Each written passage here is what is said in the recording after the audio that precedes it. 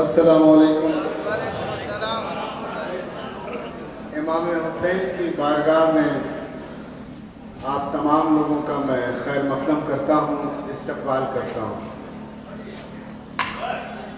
हमें ये शर्फ हासिल हुआ कि अरकान कमेटी और तमाम लोगों ने जो गुजारिशात मुख्तलिफ गाँव में जाके की, आप लोगों ने उन पर अपना कान धरा, उनकी बातें सुनी और आज जिस शफ़क़त और मोहब्बत और अक़ीदत के साथ इस महफ़िल हुसैन में आपकी आमद हुई है, यकीनन ये जश्न का जो आप लोगों ने मंज़र बनाया है, ये मंज़र सिर्फ सीवान की ज़मीन पर ही नहीं, इसका नमूना पूरे हिंदुस्तान में इस सीवान से ज़रूर याद किया जाएगा। आपने जो आवाज़ यहाँ से लगाई है, ये आवाज़ सिर्फ सीवान में ही नहीं बल्कि सूबे बिहार के मुख्तलिफ ज़िलों में और पूरे मुल्क में सुनी जाएगी।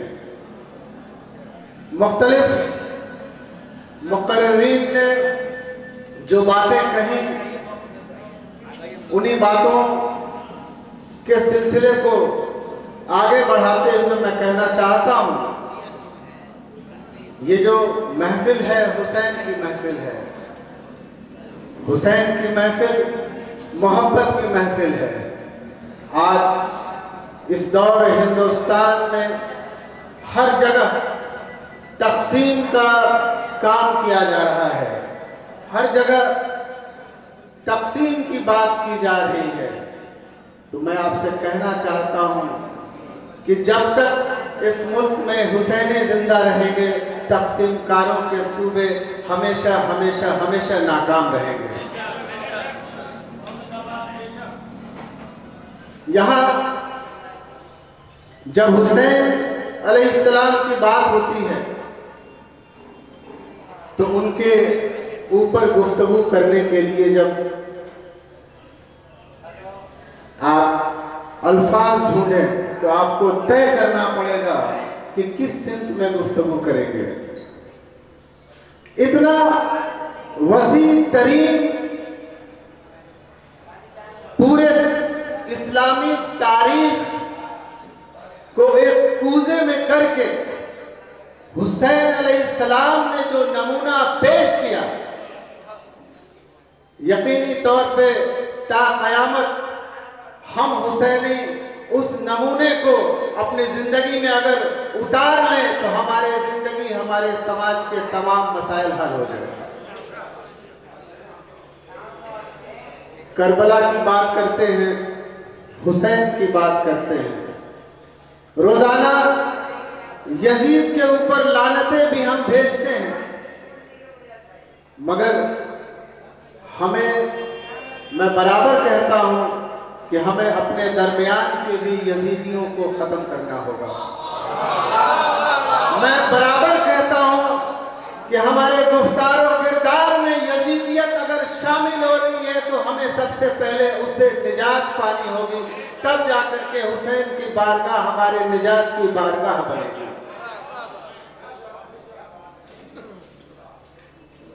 यहां नारी शक्ति की बात होती है।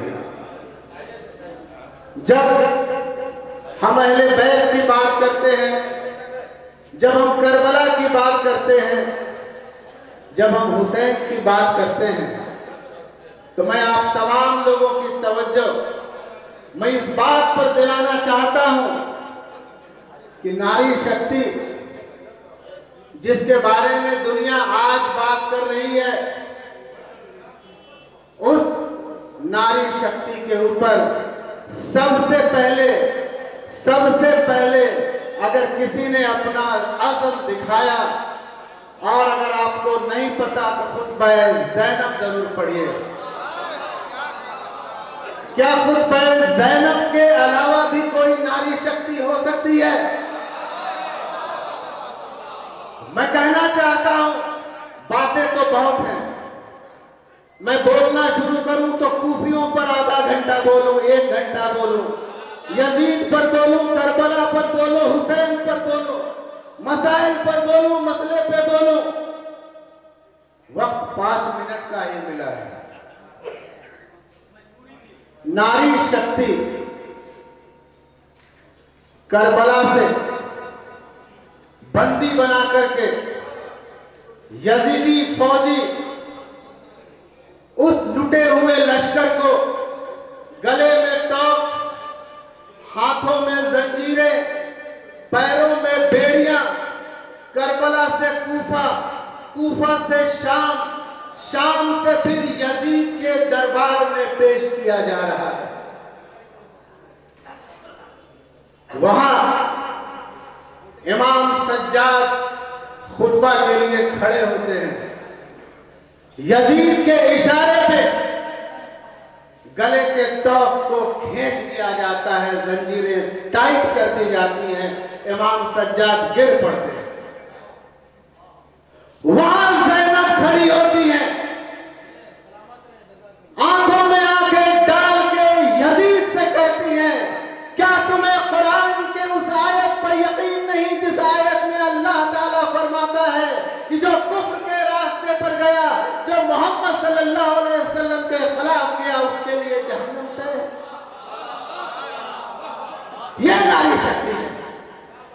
खुतबा ज़ैनब ने हमारी आधी आबादी को यह पैगाम दिया, लेकिन कहीं ना कहीं हमारे दरमियान उस खुतबा ज़ैनब के ऊपर गुफ्तो शुनीद की काफी कमी पाई गई और हमारे दरमियान जो निस्वानी ताकत होनी चाहिए थी, जो क़यादत होनी चाहिए थी, उसकी कमी पाई गई।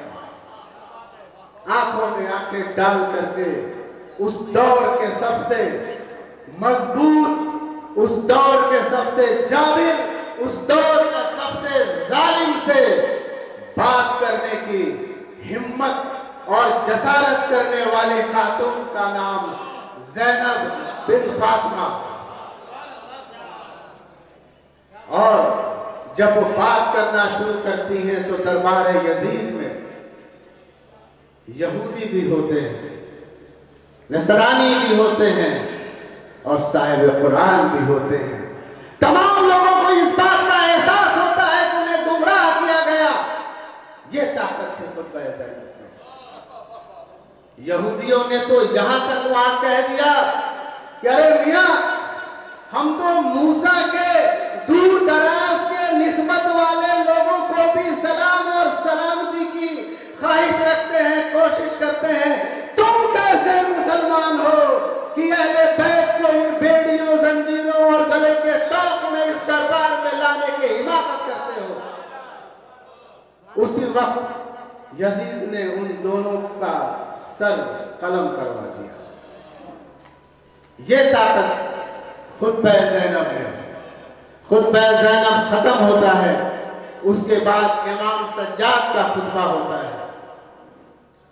गोया कि वहां पर मौजूद मुसलमानों के दरमियान रसूल सल्लल्लाहु अलैहि वसल्लम की तमाम बातें इमाम सज्जाद कहते हैं।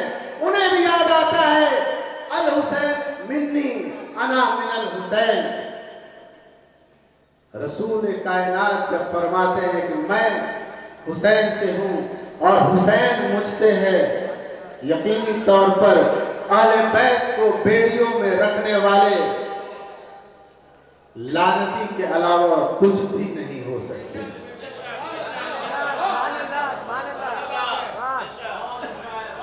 इमाम सज्जाद के खुतबे के बाद पशेमान यजीद भी कहने पर मजबूर हुआ कि मैंने हुसैन अलैहिस्सलाम को नहीं मारा, वो तो शिबिर ने मारा। यह ताकत है सदाकत की, हक्कानियत की, रिसालत की, हुसैनियत की। जाबिर जालिम तख्त पर बैठा है, लेकिन आंखें मिला के बात करने से कतराता है और अपने गुनाहों का समरा शिबिर के ऊपर डाल देता है। यह ताकत, यह हुसैन। इस्लाम, हुजूर सल्लल्लाहु अलैहि वसल्लम का दीन जब यह तय हुआ कि मुसलमानों के दरमियान क्या क्या चीजें होंगी, तो अगर इस दीन को एक इमारत समझ लिया जाए तो हमें भी मालूम होना चाहिए कि इमारत को मेंटेनेंस की जरूरत होती है, जाले लग जाए तो निकालने की जरूरत होती है, बल्ब फ्यूज हो जाए तो बदलवाने की जरूरत होती है। लेकिन क्या हुआ? क्या हुआ? यजीद ने तो पूरी की पूरी इमारत को मिस्मार करने का अहद कर लिया। तो मैं उस हदीस के दूसरे सिमत में जाना चाहता हूं, जब रसूल सल्लल्लाहु अलैहि वसल्लम कहते हैं अल हुसैन मिन्नी अना मिनल हुसैन, मैं हुसैन से हूं और हुसैन मुझसे है। हमसे पहले उलमाए कराम ने फरमाया कि सब कुछ रसूल अकरम सल्लल्लाहु अलैहि वसल्लम को पता था कि एक की शहादत होनी है, एक को जहर दिया जाना है, सब कुछ पता था। तो ये हदीस की जो दूसरी लाइन है, इस पर भी गौर कीजिए कि अल हुसैन मिन्नी अना मिनल हुसैन, मैं हुसैन से हूं, हुसैन मुझसे है।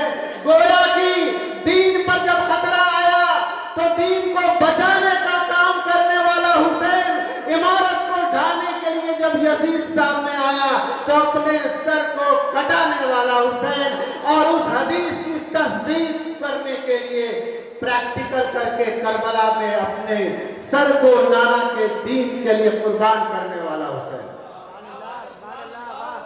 अल हुसैन मिन्नी अना मिनल हुसैन, मैं हुसैन से हूं, हुसैन मुझसे है, मैं हुसैन से हूं।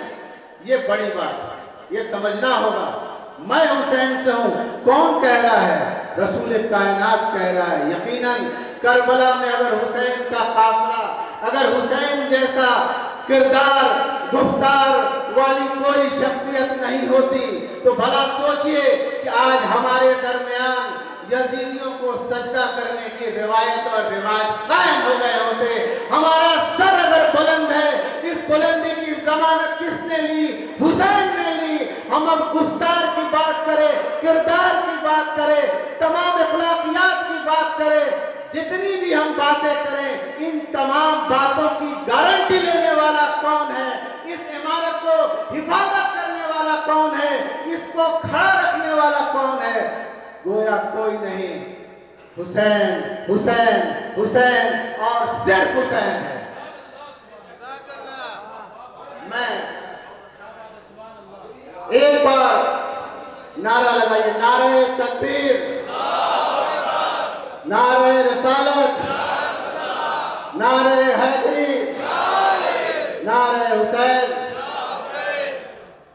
मैं कहना चाहता हूं बहुत सारी बातें, लेकिन एक शेर के बाद मैं अपनी बात खत्म करता हूं कि यजीद यजीद यजीद तेरा तख्त ताज दो घड़ी का था। यजीद तेरा तख्त ताज दो घड़ी का था, है आज भी दिलों पर हुकूमत हुसैन की। हुसैन जिंदाबाद, हिंदुस्तान पाइंदाबाद। अस्सलाम वालेकुम।